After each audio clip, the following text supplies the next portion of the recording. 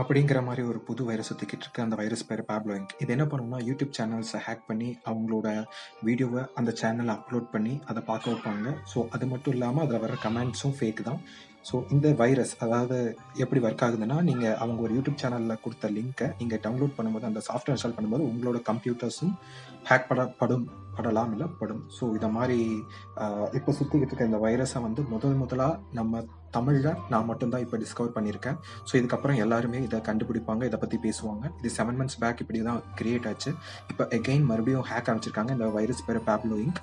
So இந்த வீடியோவோட டிஸ்கிரிப்ஷனில் அந்த லிங்க் டீட்டெயில்ஸ் எல்லாமே கொடுத்துருக்கேன். So be safe guys.